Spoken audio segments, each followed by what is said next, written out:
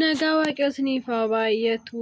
Hordoftoota Abbee Miidiyaa akkam jirtu nagaa keessaan ani obboleettiin keessan baay'ee nagaa koodha. Isinillee akka nagaa qabdan abdiif amantiin qaba Waaqayyo bira.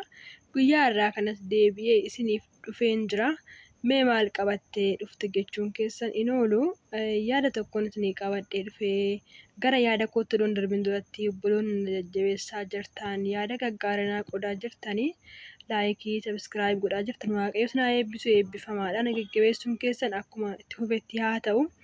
Mee yaada tokkoon qabadhee isinii dhiyaadhee guyyaa har'aa kana wanta gaafiin ta'e yeroo baay'ee jechuudha yeroo mana arabaa kana keessa jirru jechuudha.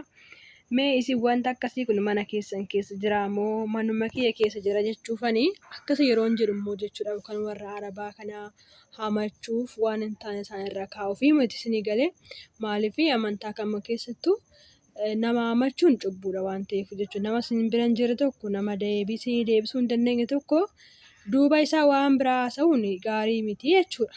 Kanaaf garuu waan gaaffiin ta'etu jira mana keessan keessa wanti akkanaa hin jira jechuufan jechuudha. Yoo jiraate koomantii jedhanaa kaa'a.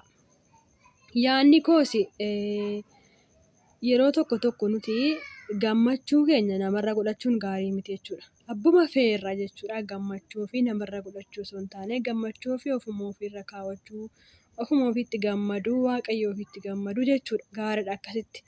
Amma yeroo biyya arabaa mana arabaa kana keessa jirru wanta naquunname tokko isinitti himee jechuudha. Yeroo baay'ee waan naquunnamu innis maa inni hojjettanii hojii hin xumurra mitiire amma fakkeenyaaf ganama kaanee hojii hojjennee waan jiru hin beektu warri mana arabaa keessatti maal akka hojjennu.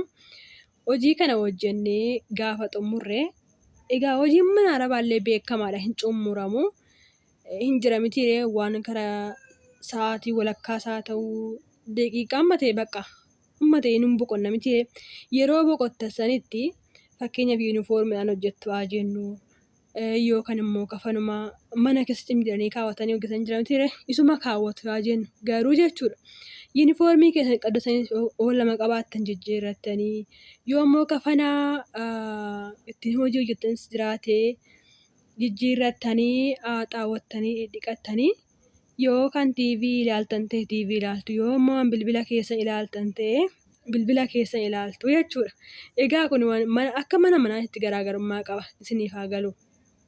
Garuu jechuun yeroo isin fuula iftanii gammaddanii yookaan maatii keessan dubbiftanii yookaan immoo bilbila keessa ilaaltanii waan tokko waan baay'eetu jira ka sooshaal miidiyaa kanarraa hordoftus ta'a waanuma baay'eetu jira kun wanta namni yaada namaa keessa jiru hin beekamu waan ta'eef yeroo boqonnaa isaa namni waan baay'ee hojjeta waan ta'eef jechuudha. Gaafa akkas gootanii isin ilaalanii dhufanii yeroo isin gammaddanii fuula iftanii jiraattanii mee kan gammachuu keessanii gara gaddaatti jiruudhaaf yaalan hin jiran yaaramni kuna keessaa. Dhugaa baay'een yeroo baay'ee nan taasisa jechuudha.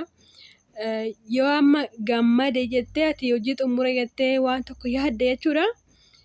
Boqonnaa nama dha'u gammachuu nama dha'u jechuudha. Garuu isuma keessatti immoo nuuf waaqayyoon gammachuu addaa wayii nuu kenne. Innis maa inni hojjetan jabina addaa wayii nuu kenne. Yeroo isaan nu gaddisiisan nuti gammanna.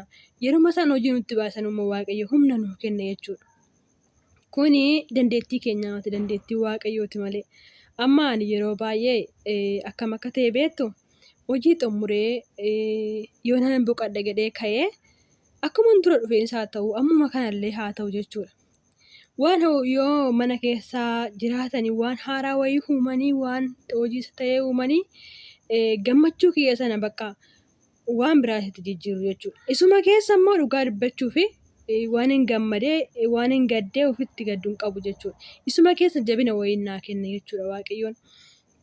Kanaafuu amma barbaadan yoo gammaddanii waan ta'e nan boqodha jettanii teessanii isinitti bakka waan wayiitu isinitti agarsiisu jechuudha. Jarri bira jirru kuni nama ormaa ta'uu keessan in agarsiisu jechuudha. Nama ormaa ta'uu keessan waan wayiitu isinitti agarsiisu bakka. Amma eenyumtu yookaan mana ofii keessatti gaafa jiraatu mana dhuunfas haa ta'u mana hojii mana namaa keessaa haa ta'u yeroo sa'aatiin itti boqotanii jira. Sa'aatii sanitti jechuudha eeggatanii kan nama boqonnaa dhawwan hin jiru jechuudha. Dhugaa hojiidhuma hin jirre kana uumanii. Kanaaf maal isin jechuun barbaade wanni akkanaa mana keessa hin jira. Keessan keessa hin jira yaa ta'u malee yoo jiraates dhuguman isiniin jedhaanii obsa qabaadhaa. Obsa qabaadhaa. Maaliif beektu wanni sun yeroodhaaf malee waan akkasitti turuu miti jechuudha. Waan akkasitti turus miti. Gaafa namni isin dhiibee Waaqayyo akka humna isiniif kennu, Waaqayyo akka isin gammachiisu beeka. Maaliif wanti nama irratti ta'u wanti Waaqayyoon alaa hin jiru waan ta'eef jechuudha. Yeroo baay'ee yeroo nuti gammannee yookaan kafana qabnu hojii xumurree kafana qabnu jijjiirannee bilbilas ta'e qabannee tiivis ta'e ilaallee irratti ni deebi'a. Waan akka nama ormaa wayii yeroo nutti agarsiisan hin jiru jechuudha. Yeroo akka waan nama ormaa wayii nutti agarsiisan yeroo nu qulleeffatan hin jiru jechuudha. Akka fe'ee yoo isin jaalatanii wanni akkasii kun hin jira jechuudha.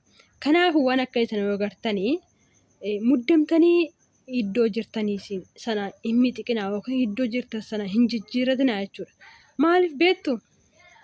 Isaanis ofii isaanii keessatti waan wayii waan itti dhaga'amu jira jechuudha. Dhugaa waaqa waan wayii waan itti dhaga'amu jira. Akkamitti yoo jettanii akka waan sirriin hojjetaa hin jirre hin beeku jechuudha. Isin garuu akka sirrii hojjechaa hin jirre hin beeku. Garuu hoduma beekanu nama dhiibu jechuudha.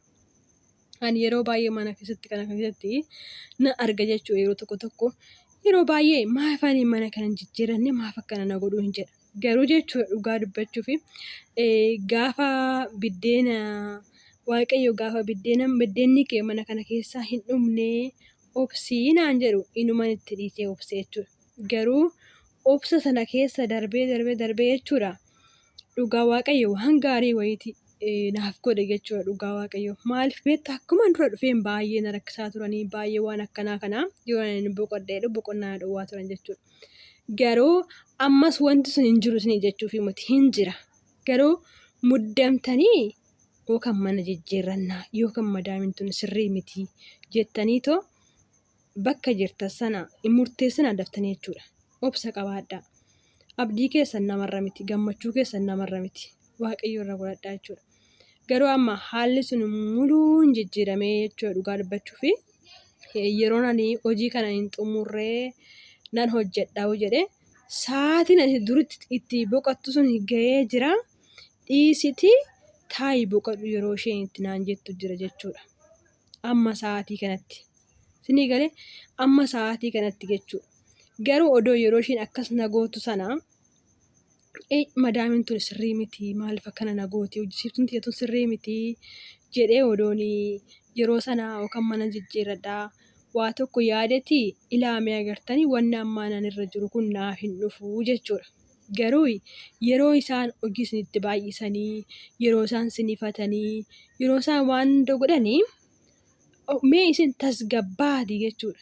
Yaada isaanii sana ilaalatii waan isaan ittiin deeman ofii keessanis dhaggeeffadhaa jechuudha.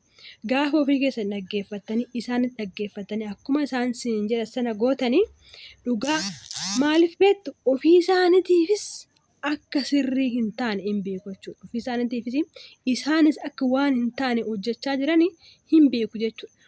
Booda ofii isaaniitiif oduma isaanii isinitti hin dubbatin ofuma isaaniitiin of deebisu jechuudha. Ofuma isaaniitiin of deebisu. Namoonni baay'een yeroo baay'ee hin muddamna. Garuu nuti baay'ee obsa qabna dhugaa dubbachuuf baay'ee obsa guddaa qabna.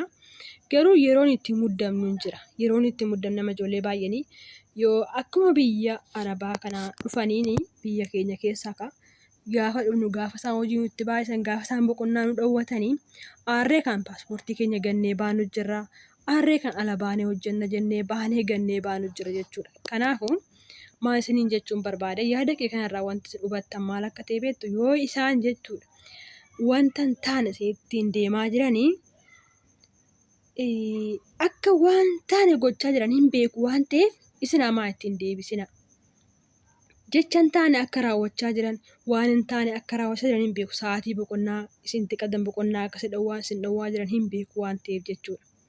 Kanaafuu isaanis namummaa akka keenyatti yeroo itti nama miidhan itti dhaga'ama jechuudha. Amma nuyi fakkeenyaaf nama tokko dhiibaa jirra yoo ta'e wanni odoon hin balleessin waan hin taane jechaa jirra yoo ta'e mee agam nutti hin dhaga'amu waan wayii namatti dhaga'amu wayiin jira jechuudha. Garuu namarraa namatti gargar malee wanta akkasii kun.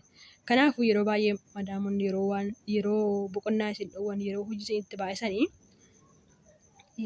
amala isaaniitii mootii isinii galee waan wayii dabalatu malee amala isaaniitii miti. Yeroo itti garaa isinii laafan qabu. Yeroo itti immoo isinitti jabaatan qabu. Amalli isaanii kuni waanuma xiqqoo gammadu, waanuma xiqqoo immoo namatti gaddu jechuudha.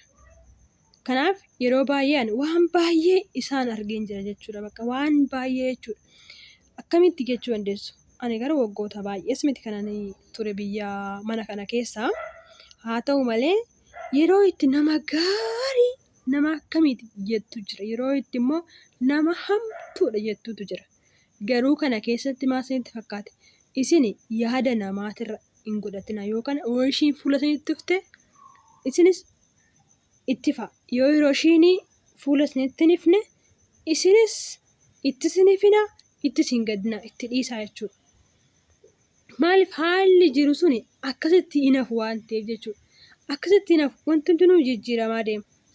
Sadarkaadhumaan jijjiiramaa deema. Amma akkuma dura dhufneen fiimee akka ammoo waggaa 2-3 garaagarummaa hedduu qaba.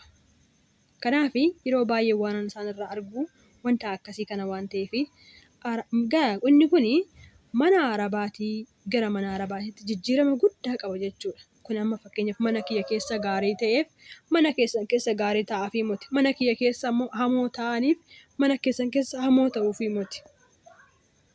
Kanaaf yeroo itti namatti jijjiiraman isin qabu. Yeroo itti boqonnaa nama dhowwan isin qabu. Yeroo itti namaaf gaarii ta'an isin qabu. Kanaaf maal isin jechuun barbaade yeroo gaarii isinitti ta'anis yeroo hamoo isinitti ta'anis yaada isaan irra hin godhatina. Waan isaan isin jiran hin gammadina. Isin gammachuu keessan namarra osoo hin taane waaqarraa fi abdiin keessanis waaqarra haa ta'u. Yeroo itti haalli jijjiiramu agartu waan ta'eef jechuudha. Gaafa waan tokko keessa obsanii jiraattanii in jijjiirama waan ta'eef jechuudha. Akkuma isa gizee duraa sanitti nafu. Maaliifin nama waan ta'aniif isaanis yeroo itti ofii isaaniitiin of deebisantu jira. Yeroo itti immoo lafumaa ka'anii itti nama dheekkamanii boqonnaa itti nama dhowwantu jira jechuudha. Kanaaf yeroo hundumaa akkuma isaan namaan jedhan sanittis deemna yoo jiran in ulfaata. Isinii galee ammuma gooftaan nama yaame yoo hawwaatanii gurra nama duudaa jedhan. Kanaafuu hojii soo ta'e tooftadhaan. Yaada isaaniitis hubatanii tooftadhumaan yoo itti deeman malee warri arabaa tun yaadni isaanii namaaf hin galu. Walumaa galattuu na hubattu eetinii yaada. Ana mana kiyya keessa waan akkasiitti jira jechuudha. Yeroo itti boqochuudhaaf kaatee waan qabdu tokkotti boqochuudhaaf yookaan dhiqattee uffattee kafana qabdu jijjiirrattee akka isaanii ta'uu barbaaddu akka isaaniitillee maal taanaa miti hin jira mitiire. Yeroo dhibba itti nama gaddeessantu jira jechuudha. Yoo isa maaliif akkana na godhu jettee itti aaruurraa waan jiru tokko amiin jettee fudhattee jara irraa ilga galtee booda immoo waan sun jijjiiramaa jechuudha. Kanaaf ijoolleen baay'een keenya obsa dhabnaa, paaspoortii keenya gannee baanaa, hin bannaa.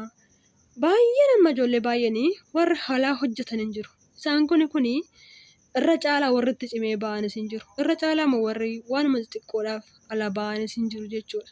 Kanaaf maal isin jechuun barbaade iddoo jirtanitti mana jirtan keessatti iddoo hojii hojjettan keessatti akka barbaadan isin godhanii isin taphatan jechuu kiyyaa fi miti. Asirratti yaada koo in hubattu jeetuma yaada. Garuu wanta tokko wanta xixiqqoo hundumaa isinaati warra sirriitti darbuu qabdan sirra darbaa osuma beektanuu jechuudha. Maaliif beektu? Har'a mana arabaa kana keessaa manni arabaa hundinuu hojiidha isinii galee. Mana tokko keessaa baane warra haadha keenya bira nannu yookaan obboleettii keenya bira nannu hundi isaaniitu halagaa hundi isaaniitu tokkuma bakka hundattuu hojiidha. Kanaaf waaqayyo obsitaniif haa kennu bakka jirtanitti obsa qabaadhaa. Haala jirtan keessatti hin haftanii hin jijjiirama wanti hundinuu gammachuu keessan namarra miti waaqayyo irra godhadhaa isin jechuun jaaladha. Mee warri jechuudha warra yaadaan ani amma isinii qoode kana wanta akkanaa mana keessan keessa yoo jiraate koomentii jala koomentii irratti naaf qoodaa isin jechuun barbaada. Yaadni ani irra qabadhe isinii dhufe kanumaadha. Jabaadhaa bakka jirtanitti viidiyoon koo isinitti tolee laayikii, sabiskiraayibii, sheerii naa godhu.